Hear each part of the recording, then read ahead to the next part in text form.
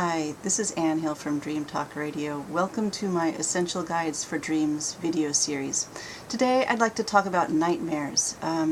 3 years ago I wrote a book about nightmares called What to Do When Dreams Go Bad, an Essential Guide to Nightmares, Practical Guide to Nightmares. And I wrote it because I felt that it was really important to get out some basic information about nightmares. So what I wanted to do is present some practical ways to work with dreams, how to not only just recover from having a nightmare, but also get as much wisdom and glean as much practical advice as we can from our nightmares.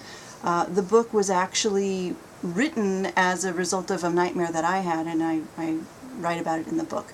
But for now, what I want to share with you today is the Nightmare Survival Kit that is kind of the core of the book. And in the Nightmare Survival Kit, I have basically 7 steps for what to do right after, immediately preceding having a nightmare and then in the days to come. So, number 1, the first principle is don't make things worse. If you've had a nightmare that somebody that you know has done something mean, don't call them up in the middle of the night and start yelling at them. Don't wake up your children and make sure that they're still breathing. I mean, check on them, but don't wake them up. And don't send out inflammatory emails that you're going to regret the next day.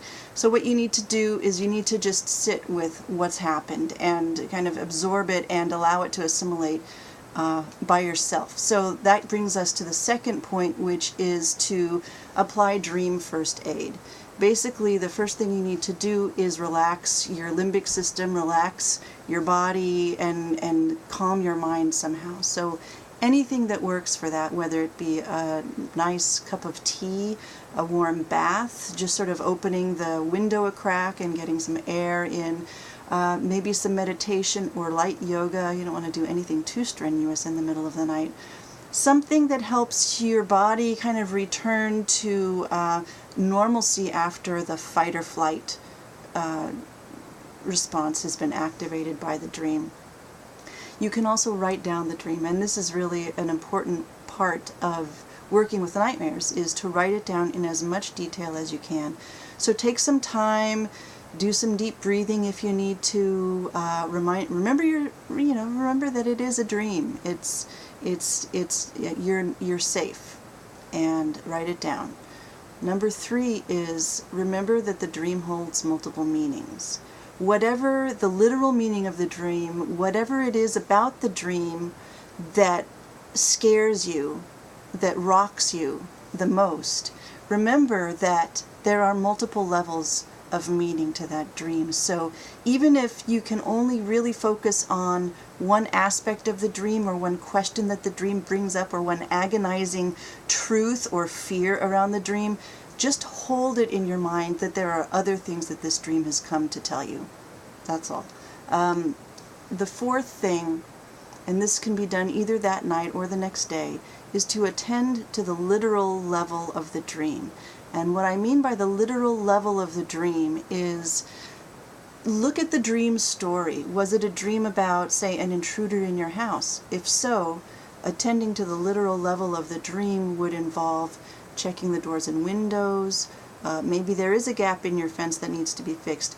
Doing anything that the dream suggests might be the cause of a violation or a transgression of boundaries. That would be the literal level of the dream. If you have a dream that your children are sick, go in and check on them by all means. Please don't wake them if they don't have to be woken up, but check on them. Make sure they're okay. Same goes for anybody that shows up in your dream. One piece of advice, however, is don't call up somebody and say, "Oh my God, I just dreamed that you were incredibly terminally ill." Just, if you want to check in with them, but work on your phrasing a little bit before picking up the phone. Are you okay? Have you had any bad food lately? Or whatever that is. So don't make it so that it's an accusation or that it comes off as paranoid at all. You honestly want to check in on somebody that you care about, and so leave it at that. And it's always good to check in on the literal level of the dream with anybody that your dream has had in it. So the next thing, number 5, is to tell your dream to somebody. So I'm assuming that you have somebody, whether it's a colleague at work, whether it's your spouse, a boyfriend or girlfriend, or a best friend, somebody that you can tell a dream to. And this is not necessarily a relationship of therapy or dream interpretation. This is simply somebody that will listen, and listen deeply, and hold the space, basically, for you to tell the dream and to say everything that you need to say about it. It's really important. So if you don't have a person like that in your life, I'll bet you there's somebody that you know that could be that person if you just put a little effort into it. So maybe this dream is sort of spurring you on to take that next step and find somebody in your life who can share dreams with you. It's a great thing to bring into a friendship. So recounting the dream in detail, as recalling as many dream details as you can, and writing them down when you write them down, just, to get down as much as you can remember about the dream.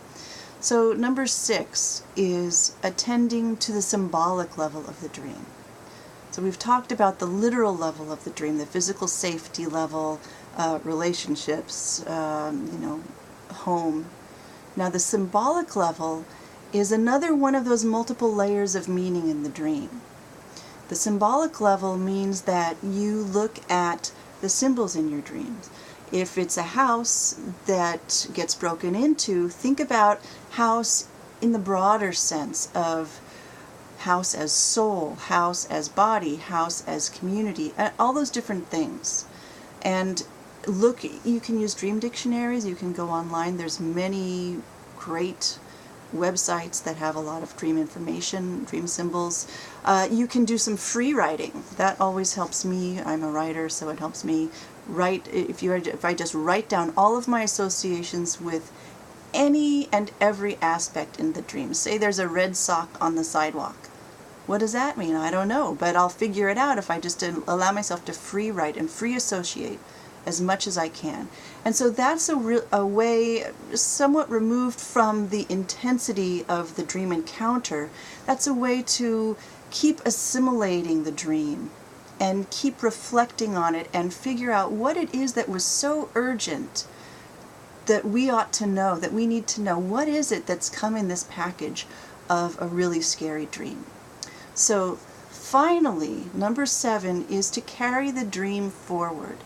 And by that I mean doing something tangible in waking life that honors the dream, that answers a concern raised in the dream. For instance, for me, I talk about it in my book. From my nightmare, I actually made a book. I wrote a book on nightmares. And so dreams can be an incredibly creative force, especially nightmares. So you write, paint.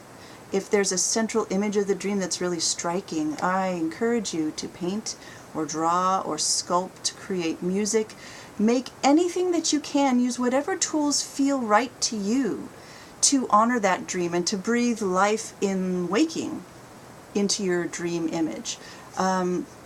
So my basic message is that dreams are transformative, and nightmares can be profoundly transformative if we let them.